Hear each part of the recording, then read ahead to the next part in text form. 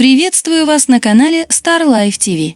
В этом видео я расскажу о символике и программах будущего на церемонии вручения Оскара 2023. 13 марта 2023 года в 3 часа ночи по московскому времени состоялась 95-я церемония вручения наград премии Американской академии кинематографических искусств и наук «Оскар» за заслуги в области кинематографа. Мероприятие прошло в кинотеатре Долби в Лос-Анджелесе. Ведущим церемонии уже в 3-й раз стал американский комик Джимми Киммел.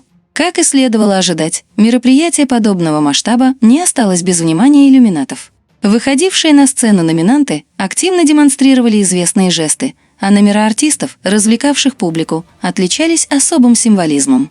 Не случайным был и выбор победителей. Фильмы, которым привлекли внимание зрителей, продвигают основные идеи представителей мировых элит и формируют у людей нужные им установки. Символизм начинается с оформления сцены. На ее краю между двух лестниц можно заметить изображение глаза, символа всевидящего ока. Именно в его центр вставали все победители, получившие заветную статуэтку. Сам логотип Оскара представляет собой главный символ иллюминатов – пирамиду, внутри которой находится статуэтка. Таким он стал, начиная с 2016 года. До этого статуэтка была вписана в овал. Номинанты премии «Оскар» были представлены к наградам в 23 категориях. Это число имеет для иллюминатов особое значение. Его называют кодом вызова сатаны, так как при делении 2 на 3 получаем 0,666, в котором заключается число зверя. Первой была вручена награда за лучший анимационный полнометражный фильм. Что интересно, во время демонстрации отрывков из представленных мультфильмов практически в каждом из них был сделан акцент на символику иллюминатов. Так, в мультфильме «Марсель» ракушка в ботинках показывали одноглазых существ. В мультфильме «Кот в сапогах 2» можно было увидеть одноглазого медведя, а в одержавшем победу Пиноккио главный герой общался с рогатым монстром, напоминающим самого дьявола.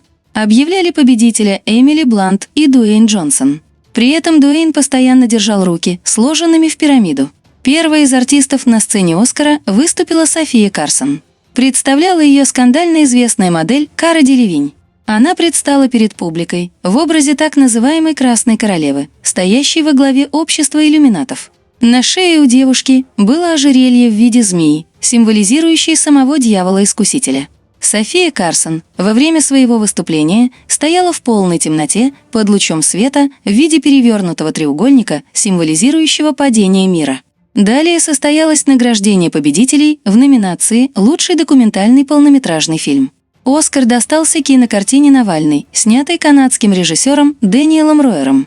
Фильм повествует о событиях лета 2020 года, когда оппозиционер попал в больницу с отравлением, а также о его возвращении в Россию. Кинокартина содержит фрагменты интервью с Навальным и его супругой. Тот факт, что именно этот фильм завоевал Оскара, совсем не случайен. На данный момент Навальный является самой раскрученной персоной, выступающей против российской власти. Привлечение внимания к его личности может указывать на планы Запада расшатать Россию изнутри и организовать переворот. В то же время победа этого фильма вызвала ряд негативных эмоций как в России, так и на Украине. Это, в свою очередь, способствует еще большему разделению людей и стравливанию их друг с другом. Получать Оскар за фильм «Навальный» вышла вся его семья. Жена оппозиционера, Юлия, была одета в красное платье, дающее отсылку к образу Красной королевы, стоящей во главе общества иллюминатов. В целом, родственники томящегося в тюрьме политика выглядели вполне счастливыми, а произнесенная Юлией речь больше походила на политический лозунг, чем на слова безутешной жены. Все это в очередной раз подчеркивает, что перед людьми был разыгран грандиозный спектакль, а Навальный в нем лишь исполнил свою роль. Далее на церемонии вручения Оскара выступили Дэвид Бирн и Стефани Сюй с песней «This is a Life». Она является саундтреком к фильму «Все везде и сразу», ставшему триумфатором премии. Номер артистов сопровождался известной символикой, которая в то же время присутствовала и в самом фильме. Так, на первых секундах на экране можно было увидеть черный бублик. В фильме «Все везде и сразу» он являлся аналогом черной дыры и должен был уничтожить весь наш мир. Далее Дэвид Бирн вытащил из-за спины свои руки, которые больше напоминали сосиски. Этот момент также дает отсылку к эпизоду из фильма. В одной из реальностей, куда попала главная героиня, у всех людей были именно такие руки. В то же время этот момент дает отсылку к технике осознанных сновидений. Согласно ей, во сне руки человека будут отличаться от настоящих. Это, в свою очередь, намекает на то, что наша жизнь является неким подобием сна. У танцоров, сопровождавших артистов на сцене, на лбу был третий глаз, а сами они то и дело складывали руки в рога дьявола. Далее на экране появилось огромное количество глаз, символизирующих всевидящее око. Среди них можно было увидеть енота, который в одной из мультивселенных тайно управлял шеф-поваром ресторана. В конце номера на экране вновь появилась черная дыра, а все танцоры, стоящие на сцене, упали замертво. С учетом сюжета фильма, все это может задавать программу на уничтожение мира. В следующем перерыве между вручениями «Оскара» развлекать зрителей вышла Леди Гага. На этот раз певица обошлась без яркого шоу, коим обычно сопровождаются ее выступления. Гага была одета во все черное, а на ее лице не было макияжа. Практически весь номер певица просидела на стуле. При этом свет на нее падал таким образом, что половина лица оставалась в тени, подчеркивая символизм всевидящего ока. Еще одной гостьей 95-й церемонии «Оскара» стала Рианна. Несмотря на вторую беременность, певица именно сейчас начала активно выступать после довольно долгого перерыва. Рианна также была одета во все черное. На сцене ее сопровождали люди в черных балахонах, напоминающих одежды участников тайных обществ.